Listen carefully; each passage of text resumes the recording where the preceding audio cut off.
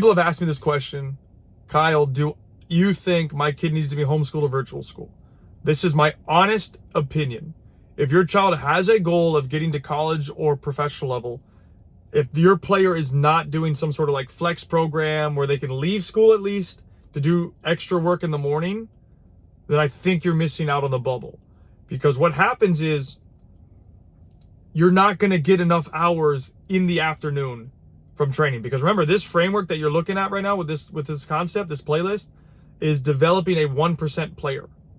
You have to be willing to put extra hours into training and developing those skill sets. But if you're only doing club soccer 2 or 3 times a week at night, and let's say you do 1 private practice a week, so let's say 3 and then 4, you're only doing probably 5.5 hours a week. There's no way that's enough. It's impossible. Now, it doesn't always have to be on a field. You can do other stuff to develop skills. You can watch games. You can, again, you're looking at this program. I have hundreds of other programs in here. Hundreds is an exaggeration, but I have a lot of programs that you can look at right now, 15 plus, 16 with this one, that you can look at to help develop, for example, tactics, to develop the mind, to college recruiting, to do technical training. There's a whole bunch of stuff that you can do that I have accessible for you to help develop the player to be more prepared for the next level. And virtual school gives you the flexibility to do that, because like there's kids that I talk with and trained that did virtual school, and they're in school for 2 or 3 hours. When you're in full-time school, you're there for 8 or 9 hours. And that's, in my opinion, a lot of wasted time, because I think the curriculums of school have gone way down and they're not really educating kids on what's necessary for life anymore. And that is a problem for me, 1, but 2, I would never put my kid anymore into private school or a actual school, so private or public, unless it's a very, very good private school. Anyways, the point is, you're going to be missing out on a bunch of hours of extra development, education and development that you can get from home because your child's in virtual school, which takes 2 to 3 hours of their day.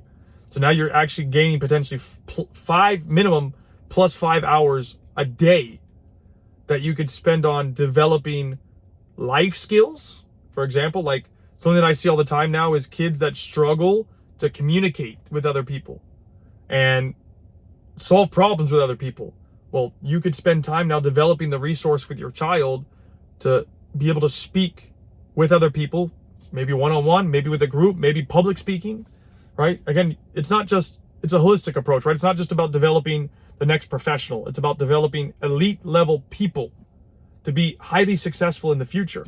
And I think personally, this is one of the best ways that you could do that, by doing virtual school or homeschool, whatever you want to do, fine. But point is, away from the public system, and you'll get more time to do things, like I said, plus 5 hours a day. Because if you only do 3 hours of school and you're in school for 8 hours plus the commute, right, there's time you're getting back. So it might be even closer to 9 hours. 6 hours. But the point is, there's so much more things you could be doing.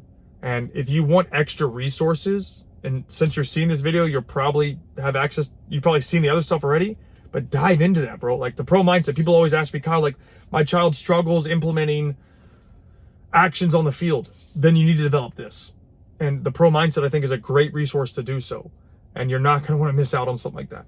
But you don't want to be taking those risks, especially if your kid's telling you, hey, I want to get to the next level, because 2 practices, 3 practices, 4 practices a week is not enough. And I talked to a guy that ran one of the best residency programs in the country for 15 years. And they developed like 24 guys to be pros. And his son is now in our program. And we were talking back and forth about it a little bit. And he's like, the residency is what has allowed us to do extra work. Like they're training a lot. Like they do morning training, then they go do like gym work and things like that, and then they go to school later. So they're getting all these hours of training, and they train 6 days a week in the residency program.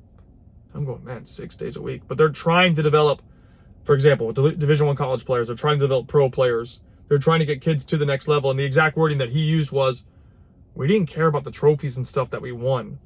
We cared about, his trophy was getting kids to the next level. And I resonate with that because that's my goal. Getting kids to the next level. Not about what trophy we get at a local tournament that you can buy online for $50. That you can actually get for cheaper than playing in the tournament. Now, I'm not discrediting winning an event. I think that's fine. But if the focus is only going to events and winning and not about the progression of your kid, your child, then that's where I think we have a fundamental problem. We're going to disagree. And that's okay. Then you don't want to use me as your resource. I'm looking to help the guys that want to get to the next level. This is why I'm making the 1% framework, because you can't get there without developing those aspects. And I think virtual school, or at least homeschool, one of the two, plays a huge part in that, because the number of hours you can now add to personal development or individual training, you can add those hours back very easily. And the only way to do that, again, in my opinion, virtual school or potentially homeschool. Now, take that what is for you. I hope that makes sense. I hope that helps. Those are the ideas that I would do and my belief currently. And I think it all goes into this framework of how to develop a 1% player. So I've done it. I've developed 1% players. I've trained 1% players. Hope it helps. Hope you take the advice. And